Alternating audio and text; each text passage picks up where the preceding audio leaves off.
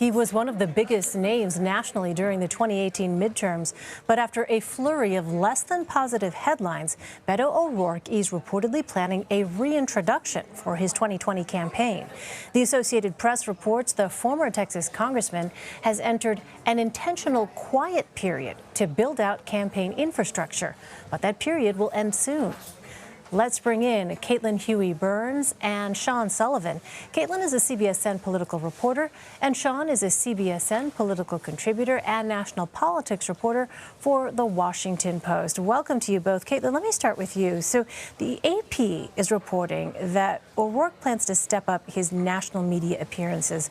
Why does his team think that that's likely to help his campaign at this point? Well, this is actually kind of a shift in strategy for O'Rourke's campaign. When he first launched, he had that splashy Vanity Fair cover, and he hit the ground running, really trying to be everywhere all the time, focusing on Iowa and New Hampshire, but also going to places like Iowa and Wisconsin and trying to kind of campaign, because he doesn't have a day job, everywhere and anywhere, doing retail politics, meeting people one-on-one, and really working the ground.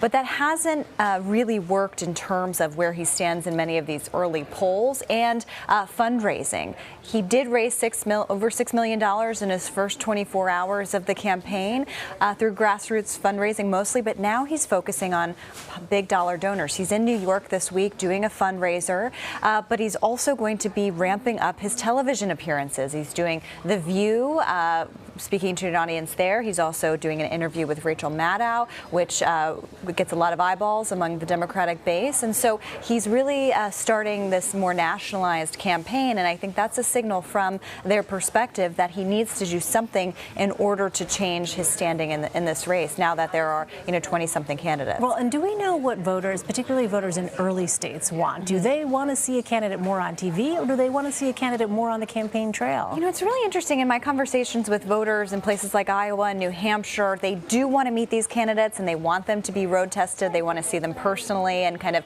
put them through the ringer. At the same time, they're also really watching kind of the national coverage of all of these candidates because there are so many, and it helps them start to winnow them down, at least in their mind, if they can't get to all the candidates. I heard a lot from voters that they'd watch these various televised town halls and they could kind of quote from the candidates there. So these campaigns certainly recognize that national media attention is really important in some ways to their strategy. When you look at someone like Mayor Pete Buttigieg, he has been trying to do interviews with everybody and anywhere, trying to increase his exposure there. And at least at this point in the campaign, it has seemed to help him, not only in terms of polls, but in terms of fundraising as well. So speaking of polls, there is a new poll out from the Post and Courier newspaper in Charleston, South Carolina. It surveyed 595 likely South Carolina Democratic 2020 presidential primary voters.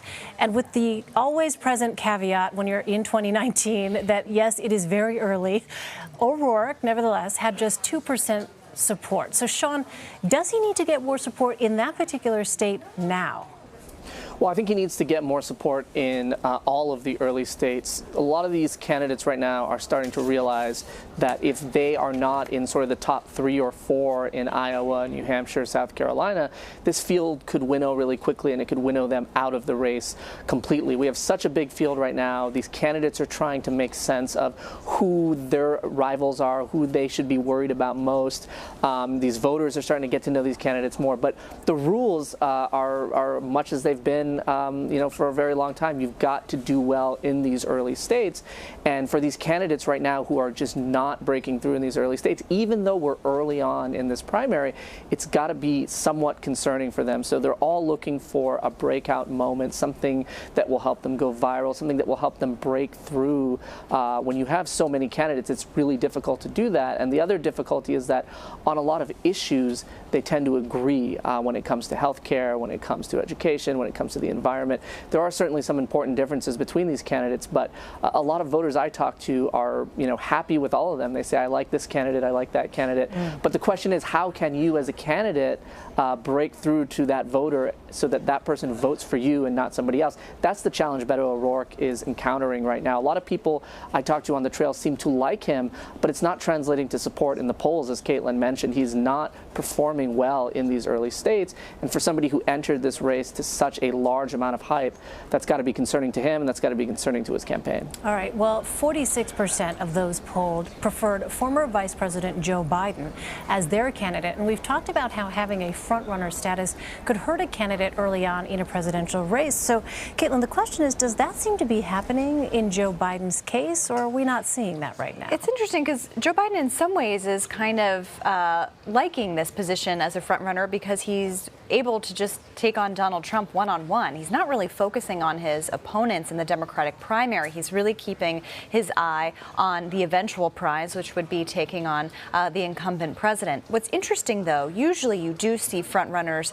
and it's still so early, find some kind of downfall. I mean, people like Jeb Bush and Scott Walker, we know what happened to them.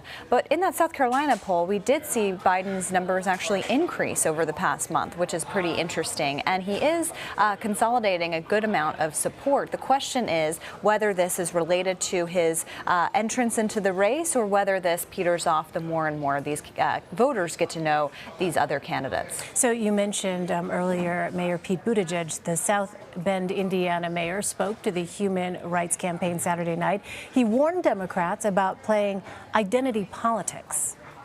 When the phrase is used, it's usually to wave away our attention from some of the things that make our lived experiences different and the political implications of those differences.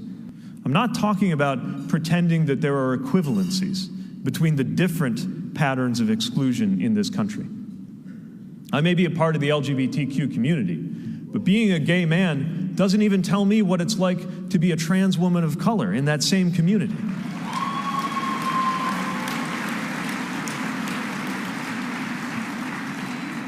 Let alone an undocumented mother of four, or a disabled veteran, or a displaced auto worker.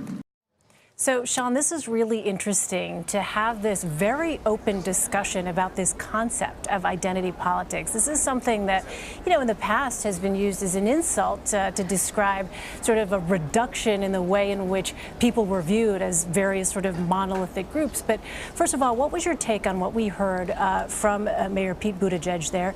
And are you hearing a similar message at all from other 2020 Democrats? Well, this is a really, really fascinating debate that I think we're only just starting to see play out in this Democratic primary right now, which is the question of identity politics. Is it a good thing? Is it a bad thing?